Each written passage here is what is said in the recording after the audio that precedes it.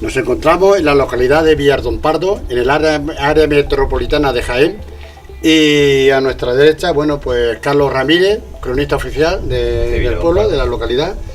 Y bueno, nos encontramos en el castillo de Villardón-Pardo, ¿no? Un castillo que hasta el año 2005 fue de propiedad privada, sí, y que después el ayuntamiento, creo que con muy buena razón, lo compró. Lo quiere. Y bueno, y como veréis ahora mismo se está restaurando y excavando, ¿no? Bueno, pues lo que queremos hablar contigo sobre todo, antes de hablar del castillo, bueno, pues que nos cueste un poco la historia de Villardón-Pardo, del primer asentamiento, y bueno, y nos cuente algún hecho histórico o nos cuente algo más. Bien, vamos, la primera noticia que tenemos de la existencia del pueblo data de 1245, cuando las tropas de Fernando III lo conquistan, y le cede el pueblo a un señor, a un caballero, a don Pedro Aznar Pardo, para que lo repueble y sirva un poco de bastión defensivo contra cualquier incursión musulmana. Luego, en el año 1371, se convierte en señorío. El primer señor fue don Pedro Ruiz de Torres, ya pasa a la Casa de los Torres, y un siglo y medio más tarde se convierte en un condado. Felipe II nombra primer conde de Villardón-Pardo a don Fernando de Torres y Portugal, que fue también virrey del Perú. Fue el personaje más importante en la historia de nuestra localidad. Y luego ya poquito a poco, bueno, este señor es el que convierte el castillo, lo convierte en castillo-palacio, y posteriormente sus descendientes poquito a poco van abandonando el castillo, se van cerca de la corte, se van a Madrid, y el castillo, pues lógicamente, al ser abandonado, pues poco a poco se deteriora, y hoy tenemos aquí la ruina que podemos ver. Pero aparte de eso, bueno, nuestro pueblo tiene, aparte de la casa nobiliaria de los Torres y Portugal, tiene muchas más historias, muchos más edificios históricos que podemos hablar de ellos. Sí, vamos, nosotros cuando hemos llegado hemos visto una iglesia muy bonita. Sí, la iglesia de Nuestra Señora, la Virgen de la Señora de Gracia, perdón. Bueno, la iglesia data también del siglo XVI, de mediados del siglo XVI, concretamente en la bóveda de crucería hay una piedra, la clave, donde está escrita la fecha de 1545. Suponemos que sería la fecha de acabado de la obra, se supone. Pero es la única fecha que tenemos. No tenemos ningún documento donde se diga que la iglesia comenzó la obra en tal fecha, se acabó en tal fecha, simplemente ese dato. Bueno, pero por el estilo a lo mejor podremos ver si el estilo renacentista, ¿no? El estilo renacentista suponemos que es de aquella época, ¿no? Porque también se habla de la posibilidad de hacer un convento de los carmelitas y que la iglesia sirviese como de capilla para aquel convento. Entonces, bueno, suponemos que es de esa época, de mediados del siglo XVI aproximadamente. Además, el estilo es puramente renacentista. Así que... ¿Y hay algún edificio más que se pueda resaltar? Sí, hay dos ermitas, la ermita de San Roque, que data también del siglo XVI, concretamente las primeras noticias que tenemos son de 1585, aunque luego la ermita se cayó, quedó en ruina y luego se volvió a rehacer en el siglo XIX, a finales del siglo XIX. Y luego la ermita de la Virgen de Atocha, que es muy curiosa porque no hay ninguna, que sepamos, no hay ninguna otra ermita en toda Andalucía bajo la vocación de la Virgen de Atocha. ¿Ah, sí? Sí. También data, los primeros datos que tenemos de esa ermita son de 1585 también. Sí, luego la de la ermita de San Roque hablaremos también porque hay una historia muy curiosa y que después en nuestra sección de mitos y leyendas la contaremos. También había otras dos ermitas, la de San Antonio de Padua, la de San Sebastián, bueno, había tres, San Sebastián, San Antonio de Padua y San Cristóbal. Entonces esas tres ermitas que ya he comentado están desaparecidas. No sabemos más o menos la ubicación en la zona del pueblo donde estaban, pero no existe ni rastro de ellas. Aunque la de San Antonio sí sabíamos más o menos dónde estaba, casi exactamente.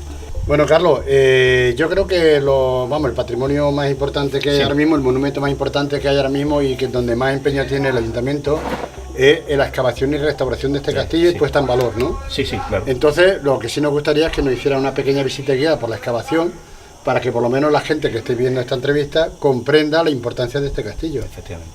Pues cuando tú quieras. Bueno, en primer lugar, debemos comentar que el origen del castillo no está muy claro. El origen del edificio en sí no está claro, porque durante la conquista no se habla nada de que exista una fortificación, no se dice nada.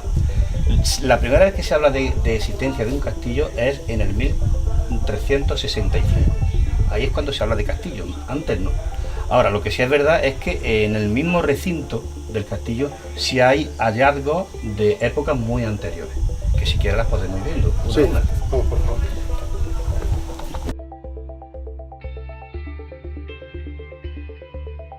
Bueno, pues siguiendo la visita guiada nos encontramos en otra parte del castillo. Sí. ¿Esto? Es otro silo, de una época mucho más reciente, bueno, reciente, entre comillas, ¿no? Se trata de un silo enorme, como podéis ver, por lo menos una profundidad de 4 metros puede tener y una anchura pues de 2,5, 3, ¿no? Es un silo ibero-romano, ¿eh? También lo mismo que antes hemos comentado, la cerámica es la que nos da la datación del silo. Había otro idéntico en aquella parte, lo que pasa es que se tapó, pero bueno, se hicieron los estudios pertinentes, las fotografías pertinentes, pero bueno, existía uno muy parecido, de un tamaño muy parecido y de una profundidad muy parecida también. Sí, cuando habla del tema de la cerámica, para que la gente que sea más profana en el tema y lo entienda, la cerámica ahí se diferencian mucho las épocas. Claro, los arqueólogos perfectamente se diferencian. Los arqueólogos mucho. Yo creo que es uno de los elementos más importantes para poder datar cualquier estructura, ¿no? La cerámica que encuentra. Claro, es que mucha gente acaba de decir, ¿con un trozo de cerámica van a distinguirlo? Perfectamente. Claro, vamos. claro, es que lo mismo que ocurre actualmente, a ti se te rompe un plato en el patio y el plato queda enterrado, lógicamente cuando pasen 2000 años van a saber que la cerámica pues corresponde al año 2016, por ejemplo, ¿no? Igual más o menos ocurre aquí, ¿no? Si te encuentras cerámica íbera o cerámica romana, sabes perfectamente que la estructura es más o menos de esa época, ¿no? Sí, sí. Bueno, pues, ¿hay algo más que enseñar? Sí, allí tenemos otra estructura. Pues...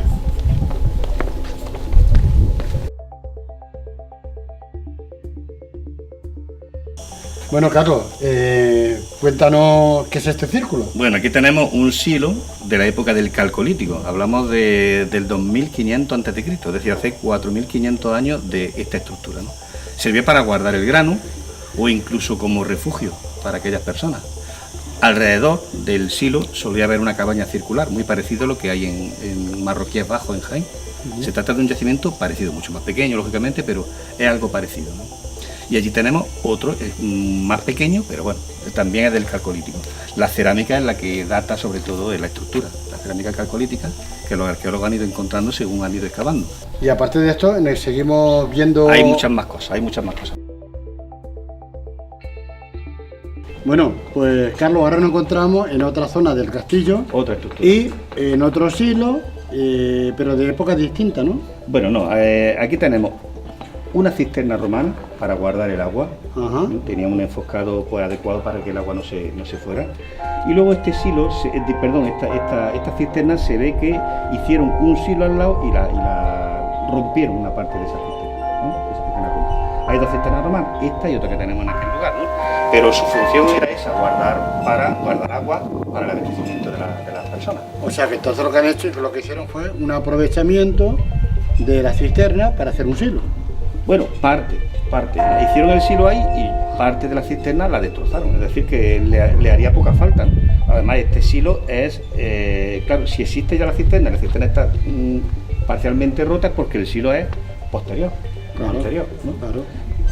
Seguramente no, seguro que también es ibero-romano. Ahora, ¿por qué se hizo el silo y se rompió la cisterna? Pues precisamente puede ser porque tuvieran suficiente con la otra cisterna que tenemos. Sí, la cisterna es como un aljibe, ¿no? Un aljibe, efectivamente, un aljibe. Para que tener el agua, para cuando llueva, pues tener siempre agua ahí. Aquí parece ser que todo el recinto formaba también un bastión defensivo, porque si tú tienes agua, te interesa guardar agua, es porque en caso de asedio tienes que tener suficientes recursos para poder subsistir, ¿no? Entonces se hicieron también las cisternas. Si tenemos silos y tenemos cisternas es porque aquí interesaba guardar tanto la comida como el agua. Claro. Para resistir ante cualquier asedio, cualquier amenaza. Vale, pues seguimos con la visita. Seguimos, adelante.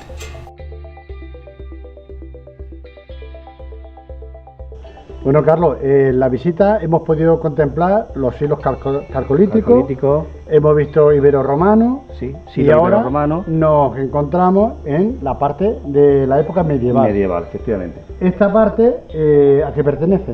Bueno, esto sería, posiblemente fuese las cuadras, las caballerizas del castillo-palacio ya de época medieval, incluso de época renacentista, ¿no? Como vemos ya un empedrado típicamente medieval, y posiblemente en toda esa zona tendríamos los pesebres para comer el ganado, ¿no? Caballos, el ganado que metiesen aquí, ¿eh? Vale. Y ahora lo que queremos también es apuntar que toda la información que nos estás dando es una información contrastada y además queremos que nos digas la excavación ha sido todo a través de la Universidad de Jaén, sí. Y luego los directores de la excavación son Vicente Salvatierra y luego hay dos arqueólogas estupendas que nos están ayudando, además nos comunican todo lo que encuentran, que es Mercedes y Ana.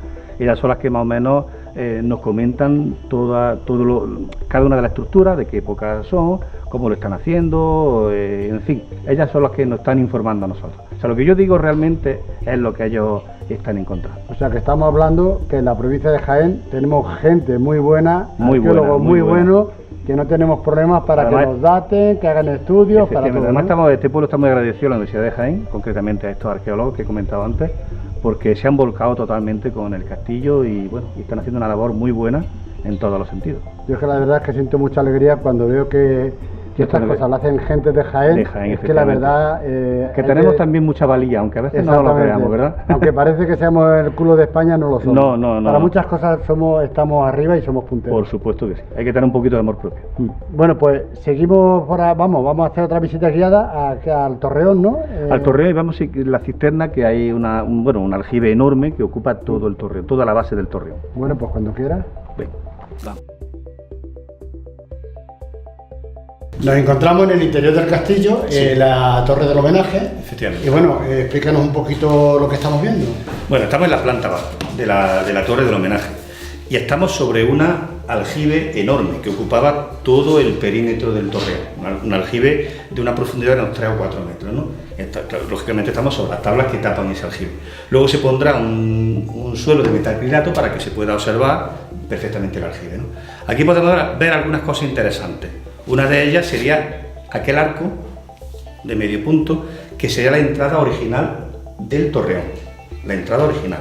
Y luego podemos ver también allí a nuestra izquierda, arriba, tenemos la escalera original del castillo para subir a las diferentes plantas. La escalera estaba embutida dentro del muro y era una escalera de caracol. Como podemos ver, unas dimensiones muy pequeñas. Se ve que aquella gente era bajita, de estatura. Si no, aquí cualquiera. Eso es lo más destacado. Luego vemos algunos huecos, muchos huecos son realmente entradas a otra estancia, son puertas. Por ejemplo, este hueco sí era una ventana realmente, este sí, pero aquellos huecos de atrás eran entradas a otra estancia. Incluso ese también era entrada a una estancia que estaba en la plaza que tenemos a nuestra derecha.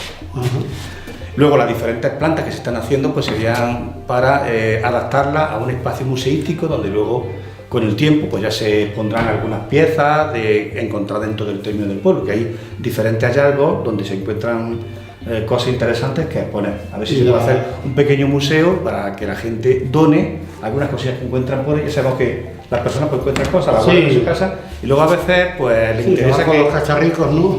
No, aquí la gente no es de cacharrico, como tú dices, pero sí, a lo mejor en el campo, cogiendo la cintura te encuentras una moneda, te encuentras un trozo de cerámica y la gente pues se la guarda. ¿Vale?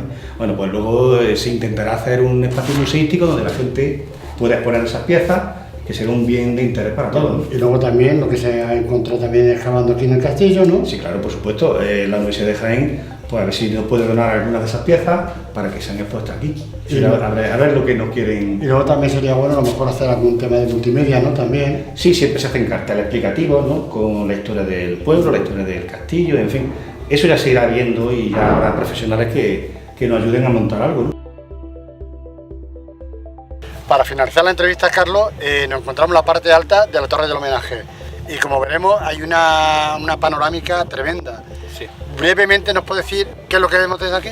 Vemos una buena parte de la campiña, casi en todos los 4 puntos cardinales.